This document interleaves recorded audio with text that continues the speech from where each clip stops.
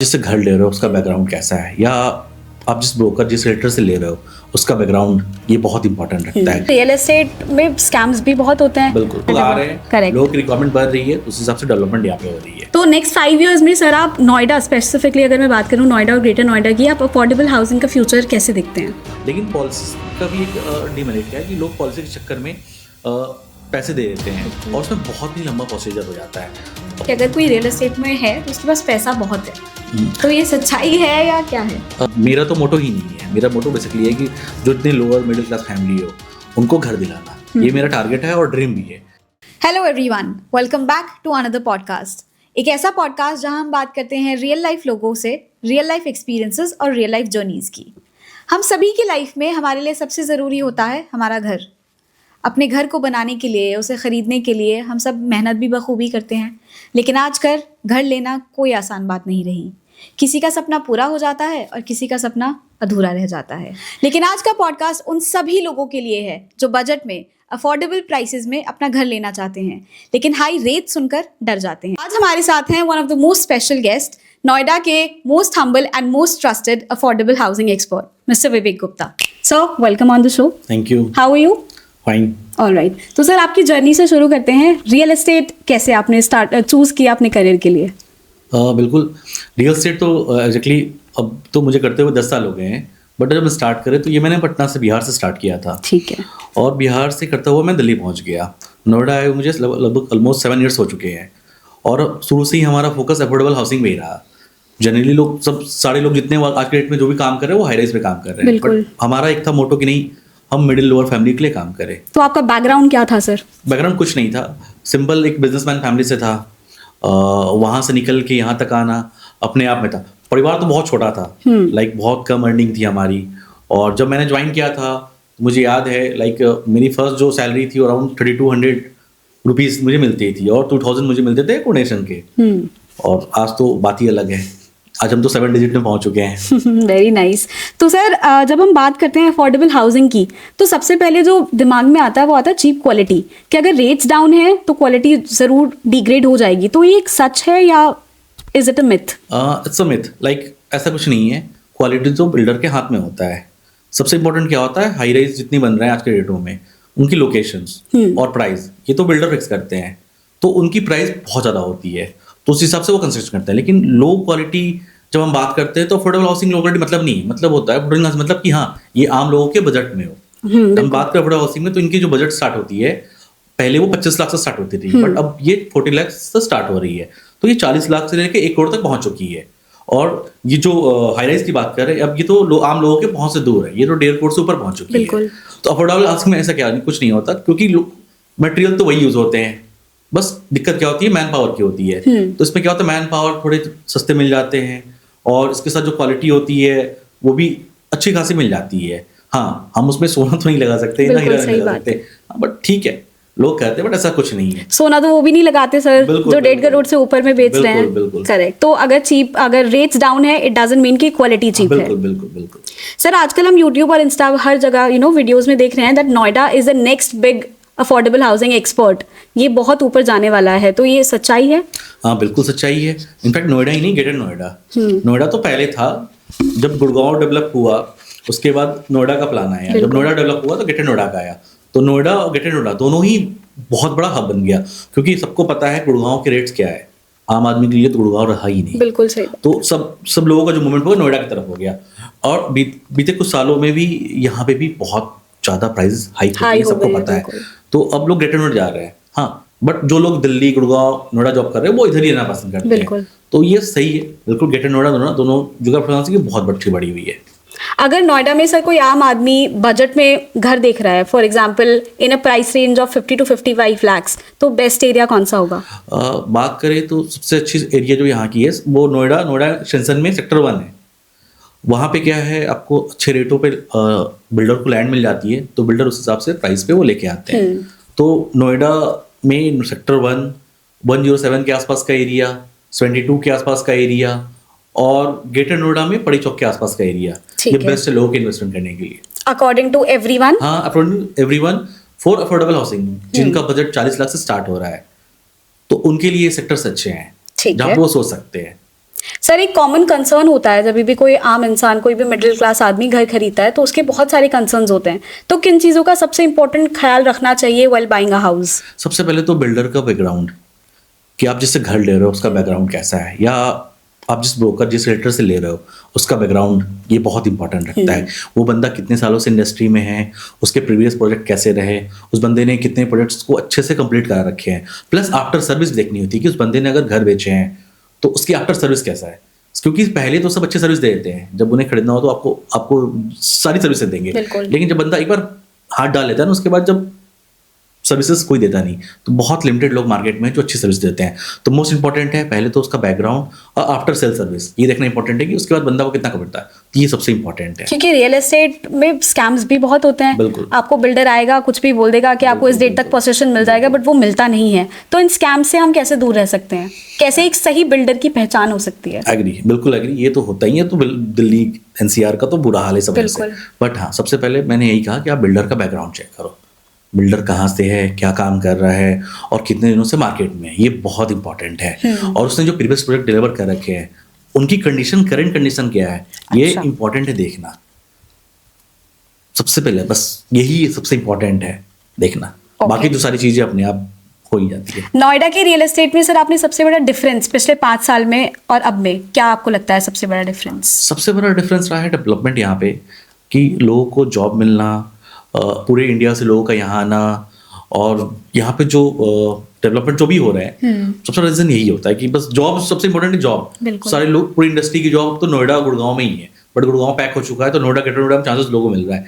तो मुझे सबसे ज्यादा तो यही लगता है कि भैया लोग जॉब की वजह से ही यहीं आ रहे हैं। उसकी वजह से हम डेवलपमेंट भी देख रहे हैं in terms of schools, hospitals, बहुत ज्यादा इंफ्रास्ट्रक्चर लोग आ रहे हैं, करेक्ट, लोगों की रिक्वायरमेंट बढ़ रही है, तो उस हिसाब से डेवलपमेंट यहाँ पे हो रही है। तो आपका क्लाइंट फुटेज जो है वो इंक्रीज हुआ है in the span of 5 years? बिल्कुल। तो नेक्स्ट 5 इयर्स में सर आप नोएडा, स्पेसिफिकली अगर मैं बात करूँ नोएडा और ग्रेटर नोएडा की, आप अफोर्डेबल हाउसिंग का फ्यूचर कैसे देखते हैं? बहुत ही अच्छा देख रहा हूँ, क्योंकि आप देख सकते हो पहले लोग जो भी आते थे दिल्ली एनसीआर में, वो गुड़गांव को प्रेफर करते थे, क्योंकि लोगों को जॉब्स वहाँ मिलते थे, सारी आईटी कंपनी वहीं थी। पहले तो नोएडा कोई आना ही चाहता था। आप आज से 6-7 साल पहले देखोगे तो इनफैक्ट टैक्सी वाले भी मना करते थे रात में 6 बजे बाद कि नोएडा नहीं जाएंगे। बट आज के डेट में क्या है, इतनी सारी यहाँ कंपनी आ गई हैं, TCS, एप्पल्स, बहुत बड़ी कंपनी जो है कि नोएडा के में बढ़ चुकी हैं, तो लोगों को जॉब बहुत मिल रहा है। अब तो इनफैक्ट गुड़गांव से भी लोग नोएडा शिफ्ट हो रहे हैं। तो ये जो सेक्टर है अफोर्डेबल हाउसिंग का, ये बहुत बड़ा होने जा रहा है। इनफैक्ट आज के डेट में अगर देखें तो एनुअली जो मार्केट है नोएडा, ग्रेटर नोएडा, दिल्ली एनसीआर का, तो 5 से 8 हज़ार करोड़ का है अफोर्डेबल हाउसिंग का, जो कि वो कम नहीं होता है कुल दिल्ली एनसीआर में। तो आने वाले अगले 5 सालों में ये जबरदस्त तरीके से बूम कर रही है, क्योंकि यहाँ पे ग्रेटर नोएडा, आपको पता होगा जेवर में एयरपोर्ट आ रहा है, वो इसी साल आई थिंक दिसंबर में वो चालू हो जाएगी। तो उसके चालू होने के बाद क्या होगा कि पूरे दिल्ली एनसीआर में जो भी लोग ट्रैवल कर रहे हैं, वो पूरे इंडिया से लोग यहाँ पहुंचेंगे, और उनके लिए नोएडा सबसे बेस्ट जगह होगा। तो बहुत बढ़िया मार्केट है, बहुत अच्छा मार्केट है। तो ये डेवलपमेंट सिर्फ जेवर एयरपोर्ट की वजह से हो रहा है या और भी इंफ्रास्ट्रक्चर डेवलपमेंट? नहीं, इंफ्रास्ट्रक्चर की वजह से हो रहा है। जेवर वजह से तो हो ही रहा है, एयरपोर्ट की वजह से तो चीजें डेवलप करेंगी, बट इंफ्रास्ट्रक्चर की वजह से हो रहा है ये सारी चीजें, जो पहले नहीं था। अगर हम गुड़गांव की बात करें सर, तो नोएडा और गुड़गांव में अफोर्डेबल हाउसिंग में मेजर डिफरेंस आपको क्या लगता है? प्राइस की है, डेवलपमेंट की है। गुड़गांव तो बहुत डेवलप कर चुका है, बट अभी भी लोग नोएडा प्रेफर कर रहे हैं, क्योंकि यहाँ उनको ज़्यादा फैसिलिटी नोएडा में मिल रही है। हर चीज, मेडिकल, स्कूल्स, कॉलेजेस, सारे के सारे अब नोएडा और ग्रेटर नोएडा में आ रहे हैं, और लोग अच्छे रेट पे मिल रहे हैं, लोग को लग रहा है कि। और गुड़गांव में आई थिंक अफोर्डेबल हाउसिंग बहुत दूर जाकर है। बिल्कुल, गुड़गांव में तो अफोर्डेबल हाउसिंग बहुत दूर, मैनेसर के आसपास जाके डेवलप हो रहा है। तो अब लोग, क्योंकि बहुत उन्हें लंबा ट्रैवल करना पड़ता है, मैनेसर से गुड़गांव देख लो, लंबा ट्रैवलिंग, लेकिन जो सामान्य, जो लोकल, जो लोग आम लोगों के लिए वो चीजें होती हैं, जैसे खाना हो, जो भी हो, वो तो बहुत महंगा। और आजकल कंफर्ट जोन बहुत मैटर करता है। People do not want to waste time कि वो 1.5 घंटा 2 घंटा लगाकर अपने ऑफिस पहुंच रहे हैं। करेक्ट सर, अगर हम रियल एस्टेट की बात कर रहे हैं, तो आजकल जब से रेरा लॉन्च हुआ है, तो मैं जानना चाहूंगी कि रेरा का नंबर चेक करने के बजाय हमें और क्या क्या चीजें चेक करनी चाहिए? आपने सही कहा, रेरा के आने से तो लोगों का ट्रस्ट बढ़ा है, बट रेरा भी 2-3, रेरा की बात करें, रेरा भी 2-3 जगह फेल हो रही है। अच्छा। रेरा भी क्या कहता है, आज के डेट में आप देखोगे जितने बड़े रेरा में रजिस्टर्ड हो रहे हैं, उन्हें आज भी घर नहीं मिल पा रहे हैं। बिल्कुल। आप देखोगे दिल्ली एनसीआर में 70% प्रोजेक्ट्स आज भी फंसे हुए हैं, जो निकल नहीं पा रहे हैं, और रेरा इस पे बहुत ज्यादा एक्शन नहीं ले पा रहा है। शायद रेरा लॉन्च ही इसीलिए हुआ था। रेरा लॉन्च तो इसी के लिए हुआ था ताकि बिल्डर और बायर के बीच में जो भी होता है ना, कॉन्फिडेंस के लिए वो बढ़ी थी। बट इसका बहुत ज़्यादा बेनिफिट तो मिल रहा है, बट लोअर जो फैमिलीज हैं मिडिल क्लास उनको बेनिफिट नहीं मिल रही है, क्योंकि रेडा भी अफोर्डेबल हाउस में कुछ कर नहीं पा रहा है, ना वो रेट को कंट्रोल कर पा रहा है, ना वो चीज़ों को कंट्रोल कर पा रहा है। हाँ डेफिनेटली रेडा के आने से लोगों का ट्रस्ट बढ़ा है, और जो भी सर लोग पूरा अपनी ज़िंदगी की मेहनत लगा कर एक घर तो खरीद लेते हैं, EMIs भी भर देते हैं, और फिर बात आती है मेंटेनेंस चार्जेस की, जो पहले इतने नहीं थे पर अब हर दिन हर महीने मेंटेनेंस चार्जेस की ग्रोथ बहुत ज़्यादा हाई जाती जा रही है। तो इसका रीज़न क्या है और क्या चांसेस हैं कि ये कम होगा आगे? हाँ डेफिनेटली ये तो है, क्योंकि सबसे ज़्यादा जो मेंटेनेंस है वो हाई राइजों में जा रहा है। बिल्कुल। लोग प्रेफर करते हैं हाई राइज में जाना इसलिए कि वहाँ पे उन्हें garden, park, facility, club house, gym, सारी फैसिलिटीज़ मिलती है। अब बिल्डर करेगा क्या, बिल्डर को उसे मेंटेन करना होता है, उसे मेंटेनेंस करने के लिए अच्छा खासा उन्हें मेंटेनेंस देना पड़ता है, क्योंकि उसके लिए मैन पावर्स चाहिए, और आज के डेट में मैन पावर को पे करने के लिए अच्छी खासी उन्हें सैलरी देनी पड़ती है। तो इस एमिनिटीज़ को मेंटेन करने के लिए तो उन्हें करना ही है। और अफोर्डेबल हाउसिंग में क्या होता है, एमिनिटीज़ थोड़ी कम होते हैं। बेसिकली अफोर्डेबल हाउसिंग क्या, लोगों का जो ज़्यादा फोकस होता है वो घर पे होता है, बिल्कुल। उन्हें घर मिले, बस ये इंपॉर्टेंट होता है।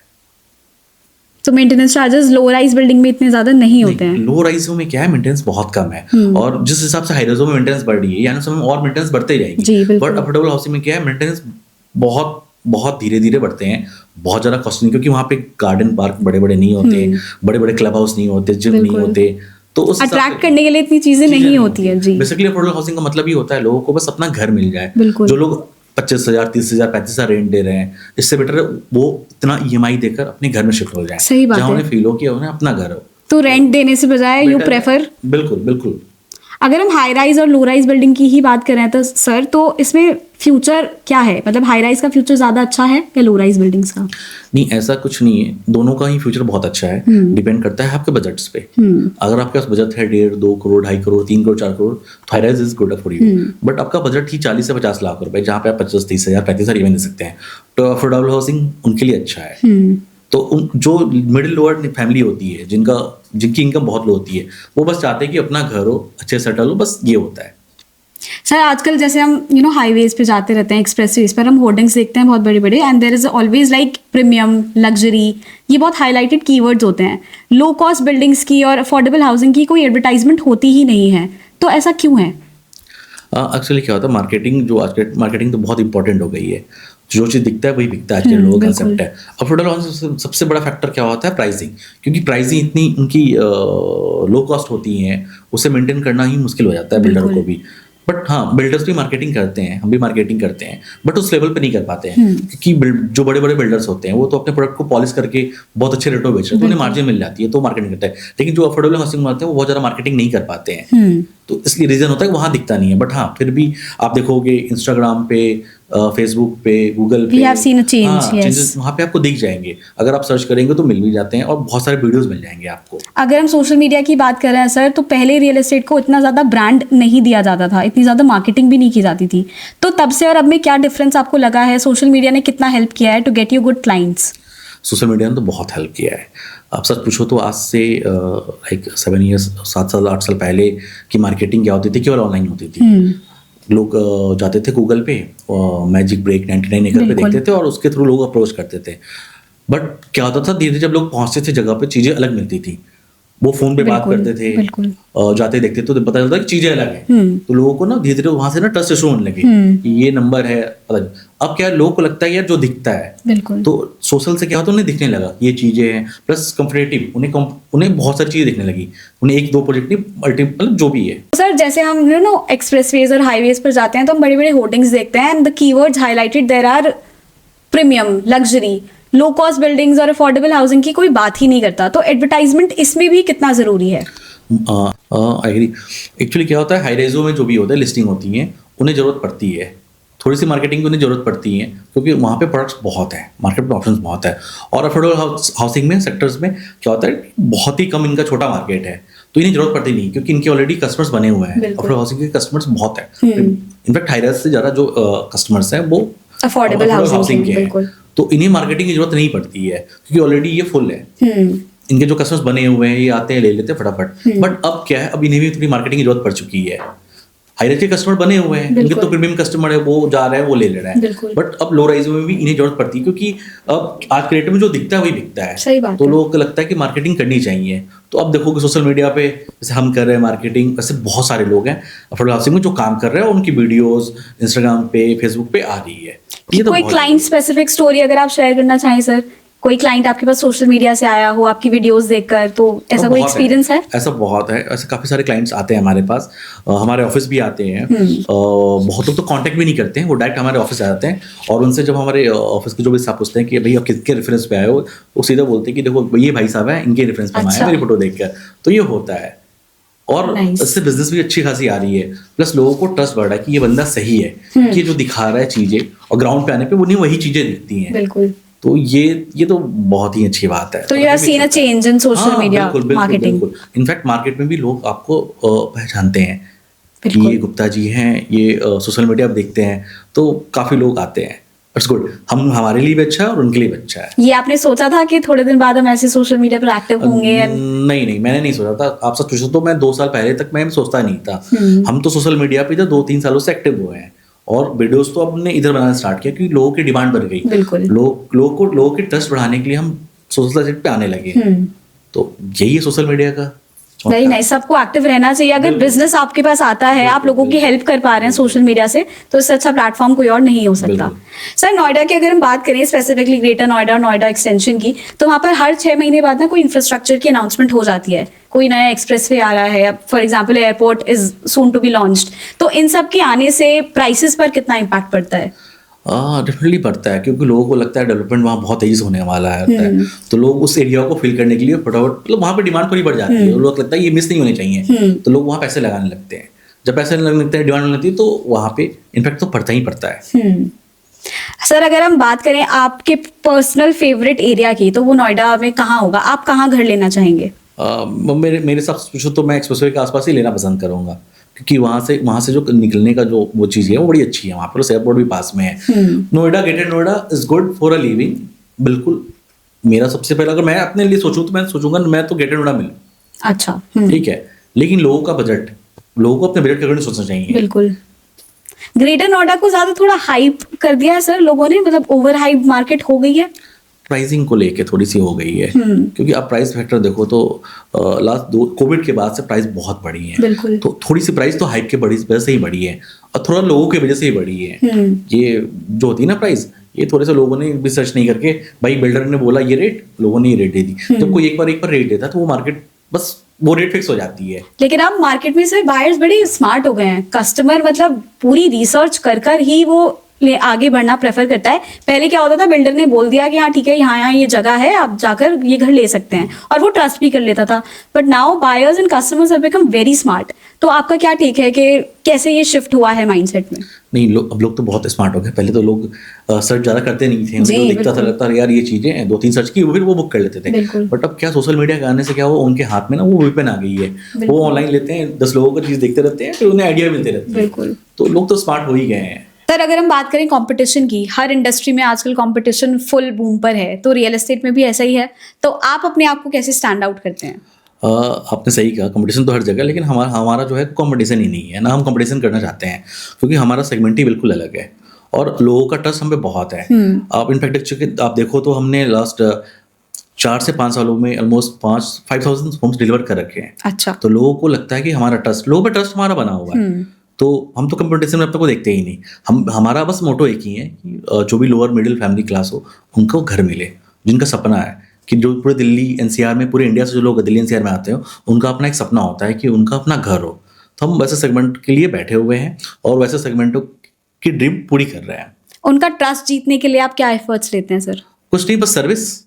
उन्हें बस सर्विस, अच्छी सर्विसेज देनी होती है। जो हम कमिटमेंट करते हैं, जो उन्हें दिखाते हैं, उन्हें वो डिलीवर करना होता है। बस कस्टमर यही चाहता है कि जो आप उनसे जो भी कमिटमेंट करो वो पूरा करो, और बस उनके अलावा उनको कुछ नहीं चाहिए। जैसे आपने बात करा सर्विस की, तो पोसेशन डिले एक बड़ा कॉन्सेप्ट है रियल एस्टेट में, कि आपको वादा मिल जाता है कि आपको इस तारीख तक आपकी चाबियां मिल जाएंगी, बट वो नहीं होता। तो वो भी एक तरह से वहां पे भी ट्रस्ट क्लाइंट का और कस्टमर का लूज हो जाता है। तो उस चीज को ग्रिप में लाने के लिए आप कैसे करते हैं? सही कहा, ये तो हमारे लिए प्लस पॉइंट है। आप मेरे वीडियोस देखोगे या हमारे क्लाइंट रिव्यू देखोगे, उसमें ये फैक्ट बहुत बड़ा है हम जो भी काम कर रहे हैं, बिलीव नहीं करोगे, अभी हमने रिसेंट पे एक प्रोजेक्ट डिलीवर किया है अरवेनिया होम्स, जो कि ग्रेटर नोएडा में है। वहाँ पे जो कस्टमर रिव्यू देखोगे, उन्हें 11 मंथ्स में घर मिल गए हैं। अच्छा। तो रिव्यू में वो बोलते हैं कि गुप्ता जी आपने इतनी जल्दी कैसे डिलीवर कर दी, हमें तो विश्वास ही नहीं होता कि रियल स्टेट में इतनी जल्दी लोग डिलीवर करते हैं। 11 मंथ मतलब 11 महीने में आप घर डिलीवर कर रहे हो। तो वैसा हमारे साथ है, हम कोशिश करते हैं कि जितनी जल्दी हो, 1 से 2 साल सालों खिंच जाते हैं सर। हाँ, बिल्डर्स लोगों आपको को डेट देते हाई रहते रेजो हैं। में तो 7 साल 10 साल लग जाते हैं, बट अफोर्डेबल हाउसिंग में क्या है, हमारा मोटो होता है जितनी जल्दी हो लोगों को घर दे। हमारा टारगेट ये होता है कि 1.5 से 2 सालों में लोगों को घर हम दे दें। ये हमारा टारगेट होता है। तो आप सच्चे वादों से कस्टमर का दिल जीतते हैं, उनका ट्रस्ट जीतते हैं। Very nice. आई होप आप सारी ऑडियंस आपकी बातों को बहुत पसंद करेगी और कंसल्टेशन के लिए आपके पास जरूर आएगी। सर, जैसे नोएडा की अगर हम बात कर रहे हैं तो नोएडा में कुछ स्पेसिफिक सेक्टर्स हैं, फॉर एग्जांपल 1, 2, 73, ऐसे बहुत सारे एक्सटेंशंस के पास भी हैं। तो इन सबको हॉटस्पॉट्स कहा जा रहा है, हब स्पॉट कहा जा रहा है। एक्चुअली इनकी ग्राउंड रियलिटी क्या है?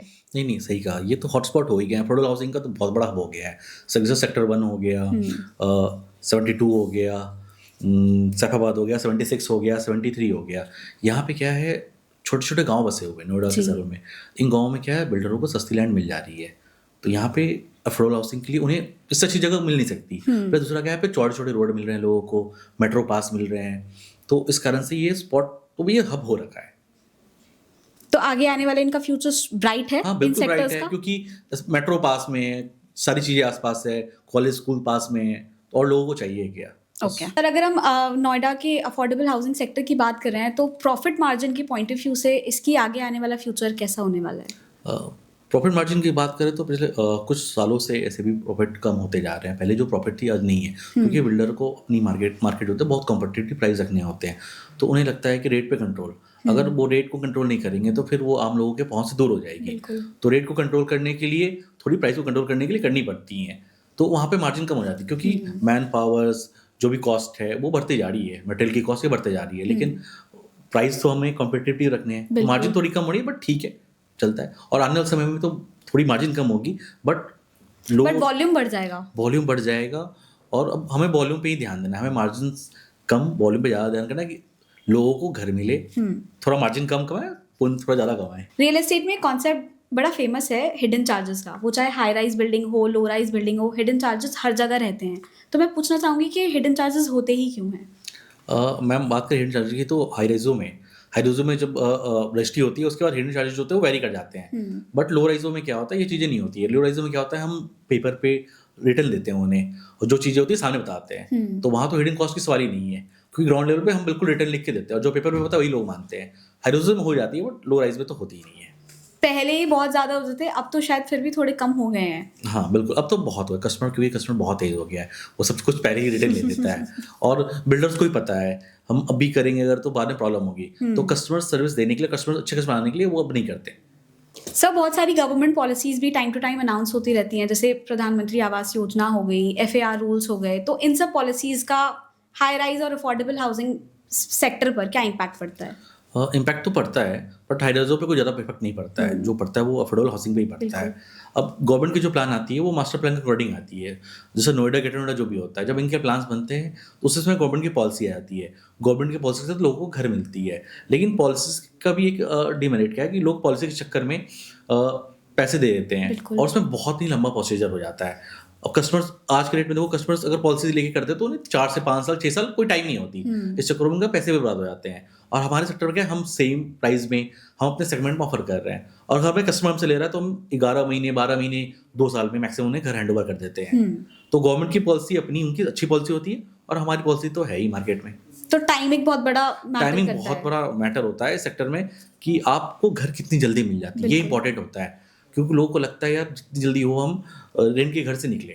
बिल्कुल। तो टाइमिंग बहुत इंपॉर्टेंट है। आपने नॉर्मल बायर के माइंडसेट में से क्या डिफरेंस आपको लगता है? पहले लोग रेंट पर रहते थे, वो सोचते भी नहीं थे कि अपना घर लेना है, लेकिन अभी एवरीबॉडी इज लाइक कि रेंट छोड़ के हम इससे अच्छा EMIs दे देंगे। तो ये शिफ्ट आपने फील किया है? और बिल्कुल डेफिनेटली हुआ। जब 2000 जब कोविड आया था, कोविड में ही लोगों को समझ में आ गई थी कि अपने घरों की वैल्यू क्या होती है। कोविड के बाद सबको लगता है कि जो हम ये रेंट देते हैं, आज के डेट में रेंट भी बहुत हाई है, 50,000, 30,000, 35,000। तो लगता है जो इतना हम रेंट पे करते हैं, क्यों नहीं अपने ही घर ले। बिल्कुल। तो लोगों को इफेक्ट पड़ता है। उससे क्या होता है, एक तो उनका घर होता है, प्लस फ्लैट के अंदर जो भी होते हैं उनका अपना होता है कि घर को हम इस हिसाब से डेकोरेट करें, जो कि रेंट के घर में नहीं कर पाते हैं, बहुत सारे रिस्ट्रिक्शन होते हैं। तो अपने घर में वो अपने फ्लैट को इंटीरियर अपने हिसाब से कर पाते हैं, चीज़ें अपने हिसाब से करते हैं। तो ये थोड़ा सा लोगों का माइंडसेट चेंज हुआ है। सर, एक कंसल्टेंट होने के साथ साथ आप एक काउंसलर का काम भी कर रहे हैं उन सब लोगों के लिए जो अपना घर लेना चाहते हैं, उन्हें सही गाइडेंस देकर। तो अगर किसी को भी आपसे रीच आउट करना है तो वो कैसे कर सकते हैं?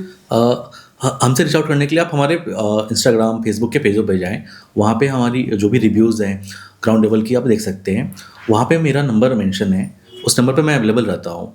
इनफैक्ट मैं अगर अवेलेबल नहीं भी रहा तो मेरी टीम रहती है वो जो तुरंत रिस्पॉन्स करती है। तो आप चाहते हो कि आपका अपना घर हो और आप चाहते हो कि एक ट्रस्टेड पर्सन से लो जहाँ पे जो वो कमिटमेंट्स पूरा करते हैं जो हम करते आ रहे हैं, तो आप बिल्कुल मुझसे कनेक्ट कर सकते हो। मेरा जो नंबर है वो स्क्रीन पे मेंशन है, आप इस पर मुझे कांटेक्ट कर सकते हैं। आप अवेलेबल रहते हैं? हाँ जी, मैं इस पर अवेलेबल रहता हूँ। बहुत ही जल्दी रिस्पॉन्स देता हूँ। अगर नहीं देता हूँ तो मेरी टीम है। Very nice sir. बड़ा अच्छा लगा सर आपसे बात करके। एक रैपिड फायर सेक्शन मैंने आपके लिए रखा है जिसमें आपको थोड़े से क्विकली आंसर्स देने होंगे। तो स्टार्ट करें? You are prepared? Yes. Done. तो पहला क्वेश्चन मेरा होगा आपसे, 2026 का सेफेस्ट अफोर्डेबल इन्वेस्टमेंट मूव आपके हिसाब से क्या होगा? Noida and greater Noida. इसमें जो सेक्टर्स हैं, सेक्टर 1, सेक्टर 72, 107, 76 के आसपास के एरिया। Good to invest? बिल्कुल, अफोर्डेबल हाउसिंग के लिए। नोएडा एक्सटेंशन का फ्यूचर सिक्योर्ड है? हाँ बिल्कुल सिक्योर्ड है।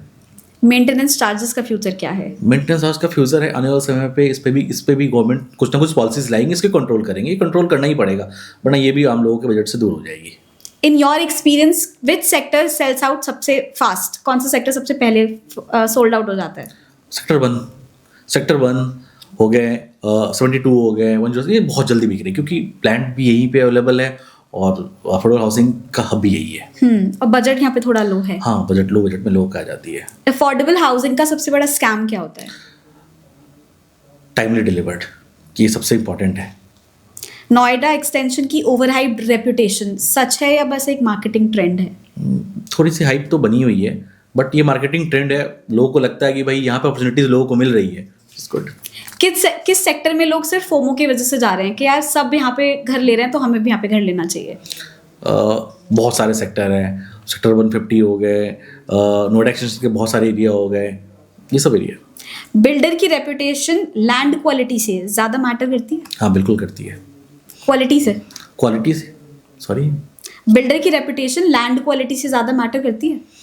हाँ करती है, क्योंकि बिल्डर की अगर रेपुटेशन सही होगी तो लैंड क्वालिटी पे वो तो ध्यान खुद ही देगा। सर, जेवर एयरपोर्ट के नाम पर हर बिल्डर प्राइस बढ़ा रहा है, तो ये एक सिर्फ एक्सक्यूज है, बहाना है या फिर सच्चाई है? नहीं, सच्चाई है, क्योंकि लोगों को पता है कि अब मार्केट वो बूम होने वाला है। तो जब वहाँ पे डिमांड बढ़ी है तो वो बिल्डर तो बढ़ा ही रहा है। सर, प्राइस अप्रिसिएशन के नाम पर लोगों को अनरियलिस्टिक ड्रीम्स बेचे जा रहे हैं, ये इतना नॉर्मल क्यों हो गया है मार्केट में? आप सच पूछो तो सपने तो सब दिखाते हैं, लेकिन हम सपने को पूरे करते हैं। अफोर्डेबल हाउसिंग में सबसे बड़ा स्कैम आपके हिसाब से क्या है? कारपेट एरिया, हिडन चार्जेस या फिनिशिंग? Carpet area. और कारपेट एरिया? हाँ जी। लोग लैंड और जमीन मतलब क्वांटिटी के हिसाब से लोगों को स्कैम कर रहे हैं, ये आप कहना चाह रहे हैं?